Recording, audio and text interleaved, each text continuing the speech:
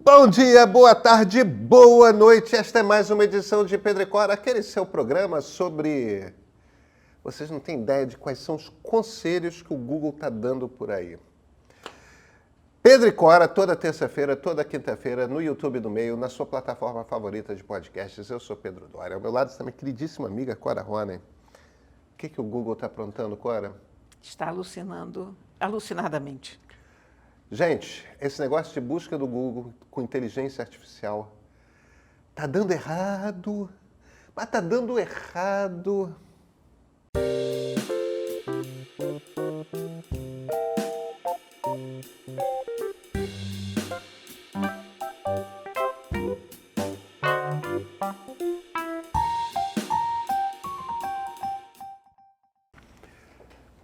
Cora, eu fico pensando aqui, sabe o que eu gosto mesmo de fazer num feriado?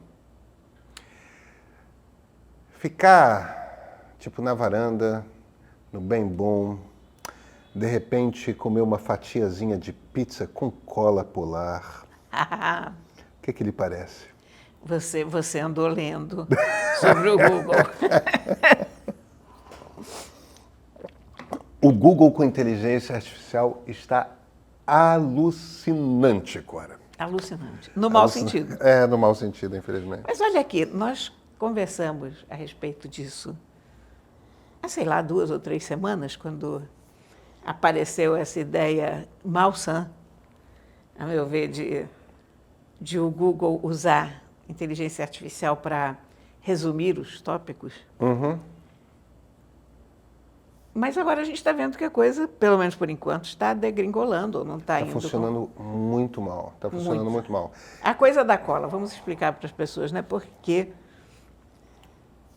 as pessoas perguntaram ao Google como fazer para o queijo grudar na pizza.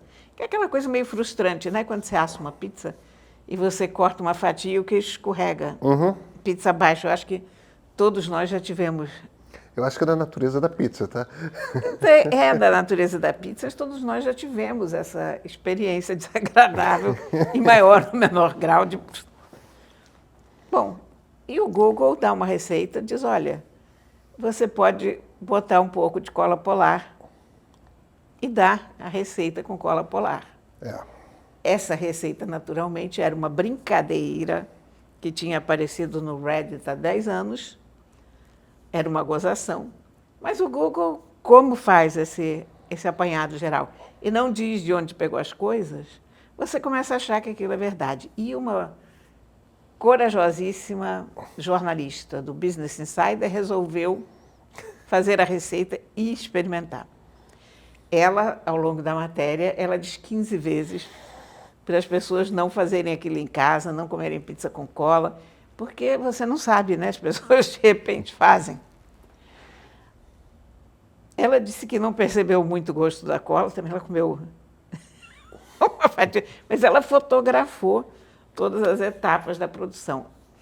Agora, isso ainda é uma brincadeira, isso ainda dá para rir, e isso é óbvio que é uma alucinação, porque qualquer pessoa com 2 neurônios na cabeça, ela sabe que cola não é um ingrediente viável na pizza, né? Nem é uma alucinação, né? A alucinação acontece quando a inteligência artificial inventa coisa. Na verdade, o que a inteligência artificial do Google não está sabendo é distinguir uma piada ou uma coisa... um comentário que um ser humano faz, partindo do princípio que o outro ser humano vai perceber que ele está falando absurdo. E tem um caso mais sério que começou a circular depois, que é um usuário que escreveu ali na janela do Google, olha, eu estou me sentindo deprimido. E a inteligência artificial do Google, para ajudá-lo, se virou e falou, olha, uma das recomendações dadas para depressão, para combate à depressão, é pular da ponte Golden Gate. A ponte Golden Gate, em São Francisco, é um dos maiores locais de suicídios nos Estados Unidos. Aliás, eles fizeram muitas modificações na ponte, eles têm toda uma traquetana anti-suicídio, com telas e... Tem um policial em São Francisco que é um cara super famoso, que é um cara que tem uma é o cara que mais conseguiu impedir suicídios, que é um cara que cuja patrulha era nos arredores da ponte e que, portanto, com frequência era chamado, tipo, tem alguém tentando pular da ponte, né? É um lugar que é uma referência para os americanos como lugar do qual... hoje é muito difícil justamente por causa das modificações você fazer isso, mas suicídio é aquela coisa extremamente delicada e essa...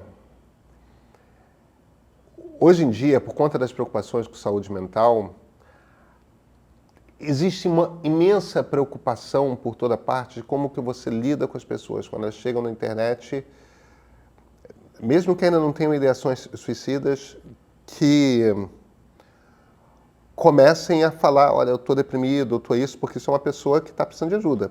Quer dizer, imediatamente é aquela coisa, manda para um profissional. Olha, liga para esse número, liga para...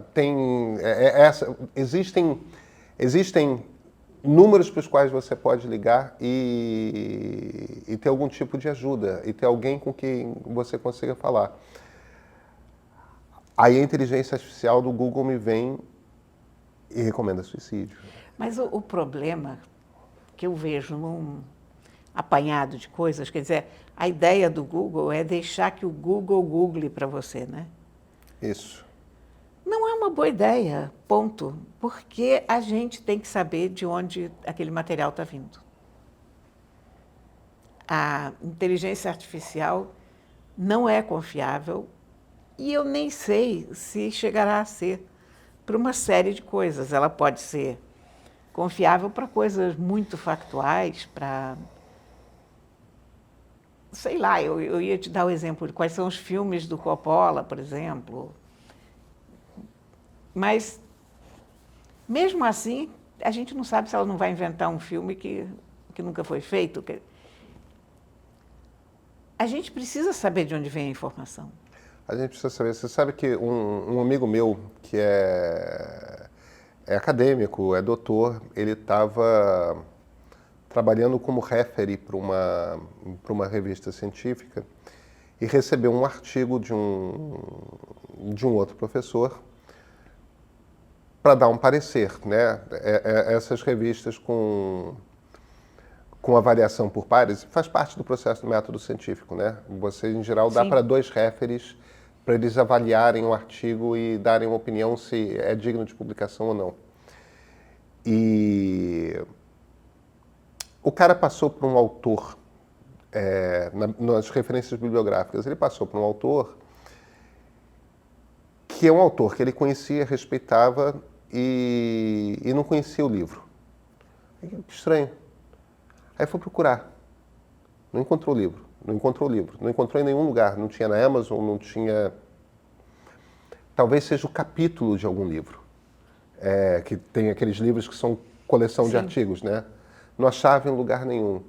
Entrou em contato com...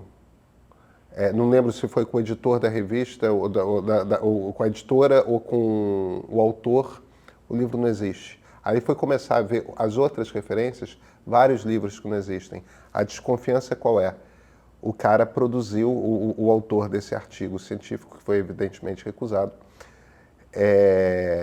usou uma inteligência artificial para produzir parte do teu conteúdo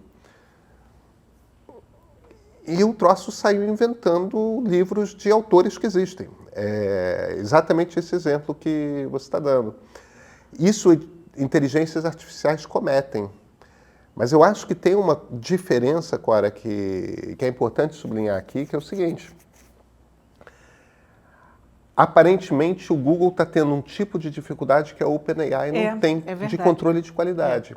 A gente tinha feito já um programa sobre a coisa da pessoa que pediu para criar a imagem de oficiais nazistas e produziu oficiais nazistas negros, japoneses, tipo, multirraciais, a diversidade entre os nazistas. Quando não tinha diversidade não, entende? Quer dizer, tem uma coisa ali que é o pessoal de inteligência artificial chama de alinhamento, né, alignment, que é como que você ajusta o padrão ético da inteligência artificial para não ser racista, para ter uma noção do que pode e o que não pode. E a gente percebe muito pouco problema nas ferramentas da OpenAI, no ChatGPT, no DALL-E e tudo mais. E é impressionante como o Google tem problemas, né? O Google tem. Eles botam os produtos na rua sem estarem prontos. E eles não conseguem acertar o troço. Não conseguem. Mas eu, de qualquer maneira, eu detesto essa ideia de receber um resultado pronto.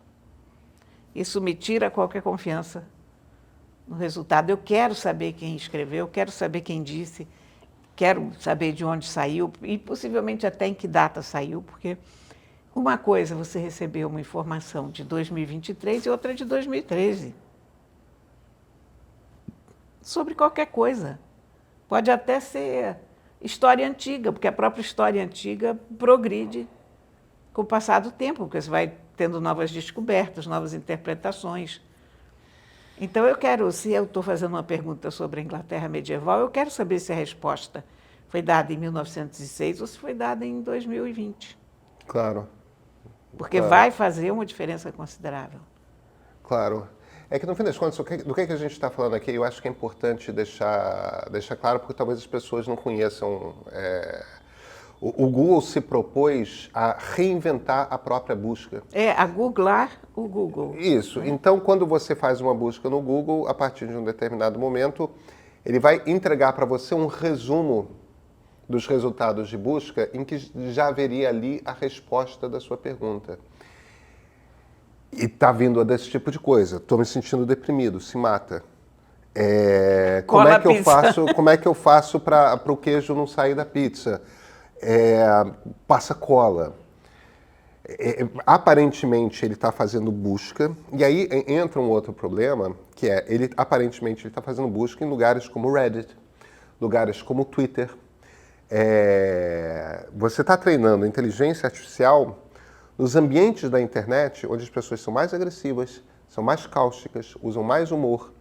Quer dizer, você não está treinando essa inteligência artificial, fazendo busca na enciclopédia britânica. Pois é.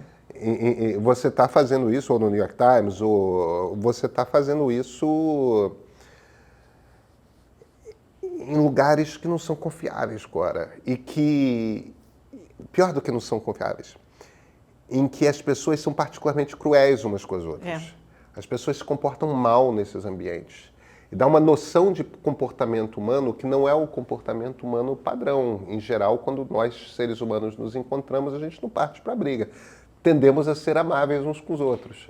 Tem gente que foge a essa definição, mas a gente sabe que não são pessoas benquistas na sociedade, ou Isso.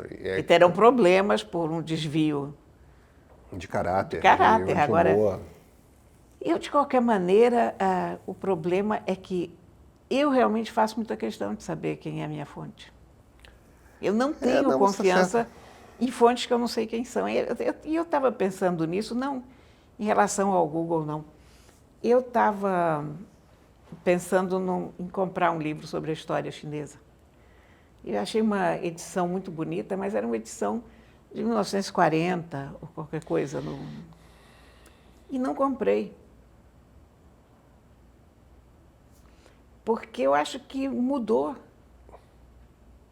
Tem mais coisas, a gente sabe mais coisas, a gente está num outro momento. Mudou, inclusive, o conhecimento da antiguidade chinesa. Exatamente, exatamente. Mesmo a história antiga da Europa, que a gente acha que é uma coisa que a gente conhecia bastante bem, não, a gente não conhecia bastante bem. Há sempre um documento novo. Eu andei lendo, por exemplo, sobre...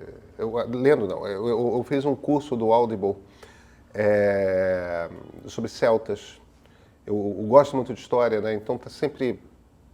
Aí eu fiz esse curso, que é um curso online de nível universitário sobre a civilização celta. Eu tenho muito fascínio por celtas. Eu sei que as pessoas costumam gostar mais de vikings, mas eu gosto de celtas. Tá bom. Eu fiz cursos também sobre vikings. Me interessam também romanos e gregos. O ponto é, A primeira aula do curso é o quanto que se descobriu a respeito da civilização celta nos últimos 15 anos. Pois é. Se você vai para o Oriente Médio, todo estudo de Oriente Médio no tempo do Novo Testamento, ou seja, na época de Cristo, passou por uma revolução incrível a partir de achados arqueológicos nos últimos 10 anos, de 2010 para cá.